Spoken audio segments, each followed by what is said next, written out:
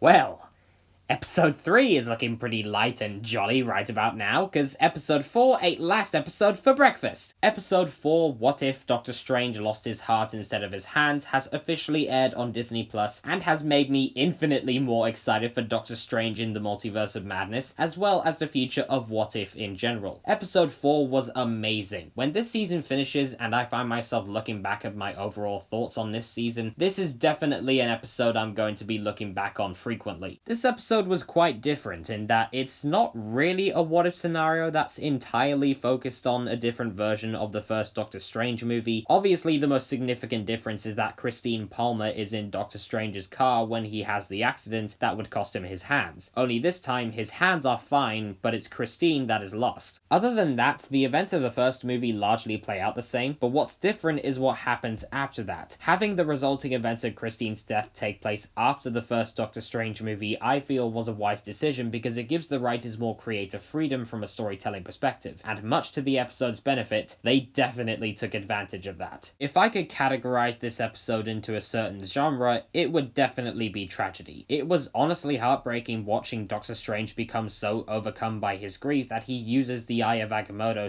/ the Time Stone to go back in time and try to save Christine. But more tragic was that every attempt ended in failure no matter what he did or said, because as the Ancient One says, Christine's death is an absolute point in time, for this universe anyway, which means no matter what, it cannot be undone. This leads to Doctor Strange going back in time to seek out the lost library of Cagliostro to find out how he can break an absolute point in time, which naturally results in a lust for power. I really loved the montage of Doctor Strange absorbing or assimilating all these different interdimensional and mystic beings. A lot of them looked pretty freaking cool, but I really like that the more power Strange absorbs, the more deformed and deranged he looks. He even takes on the appearance of a vampire, and he looks terrifyingly incredible. His design is so cool. His vampire-like appearance also makes sense as he seems to literally eat the beings he absorbs, sucking in their power like it's blood. Initially, I didn't really like that the Ancient One split Strange into two different beings, resulting in a good Strange and a bad Strange, or Doctor Strange Supreme according to Disney Plus's subtitles. I really like the idea that Doctor Strange Supreme would have gotten so powerful that he caught the attention of main universe Doctor Strange, which is who I thought Doctor Strange Supreme was fighting in the trailer. But it made sense to me thematically the more I thought about it. It's actually really cool because the fight between the two Stranges could be seen as a hyperbolic representation of Doctor Strange trying to overcome his grief. But obviously Supreme beats Good Guy Strange, which is symbolic of his grief being so overwhelming that he isn't able to move on. He couldn't accept that death is a natural part of life, and because he tries so desperately to change that, he destroyed his universe. It's a beautifully symbolic story, and the Watcher's question of what if the best of intentions led to the wrong decision absolutely rings true. Strange had good intentions in trying to bring back Christine, but it was the wrong decision, and that decision led to the destruction of the universe. The final scene of this episode is so tragic. Stephen literally having turned into a monster brings back Christine only for her to fear him, seeing him only as the monster he's become. The moment where Christine fades away in Stephen's arms as she asks, "What have you done?" and Stephen realizes the consequences of his actions is heartbreaking, and the final wide of Stephen crying and desperately apologizing into the void of nothingness had me on the verge of tears. This episode was 100% a tragedy. In trying so desperately to live in the past, Stephen lost everything he had left. What I was also fascinated by was what this episode seemed to be doing with the Watcher. My brows were raised when the Watcher acknowledged that Strange was on the wrong path and even came close to interfering, so much so that Strange even sensed his presence. But my mouth literally dropped when the universe was collapsing around Strange and he not only sees the Watcher but even converses with him. I think the fact that the Watcher not only expressed a desire to intervene but even conversed with Doctor Strange in the final moments of that universe tells me that the Watcher is getting closer and closer to the point where he will have no choice but to intervene. A universe was literally destroyed, and not even that was enough to get the Watcher to interfere. So assuming he does break his rule and actually interferes, what is it going to be? how big or how much of a threat does that threat need to be in order to make the watcher think, yeah, I better step in now? I really hope that question is explored in later episodes, because for now the direction they're taking it is pretty intriguing. I mean, we even see a tentacle-like monster thing very similar to the one that Captain Carter fought in the first episode, perhaps even the same being, which I think will also tie into this somehow. I don't think it was a coincidence that they reused the creature in this episode. On the voice acting side of things, I was very surprised when I realized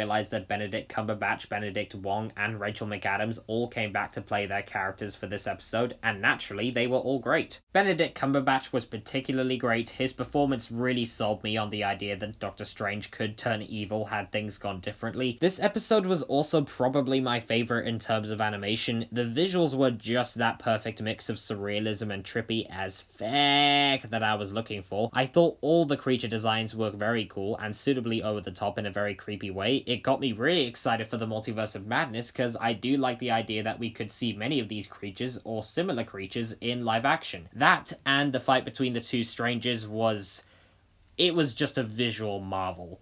Okay, I'm using the word marvel, even though it is the name of the company, because that's the best word I can use to describe their fight. It is just marvelous, okay? It's marvelous. On the whole, this episode was pure magic, pun intended. This is definitely gonna go down as one of my favorite episodes of the show. If I was pumped for In the Multiverse of Madness before, I'm really pumped now. I wonder if we could even see Doctor Strange Supreme in Multiverse of Madness, even if it's just a cameo, and will the fact that he accidentally destroyed his entire universe have a rippling effect on the rest of the multiverse? As it is, though, this was a great episode. Of course it gets a 10 out of 10. So that was my review of What If episode 4. I do hope you enjoyed this video, guys. Thank you so much as always for watching. Before I go though, I would just like to ask you guys, what did you think of What If episode 4? Did you think it was good? Did you think it was bad? Did you think it was somewhere in the middle? Please leave your thoughts down in the comments below, and I will indeed see you guys in the next one. Until next time, live long and prosper, and may the Force be with you always.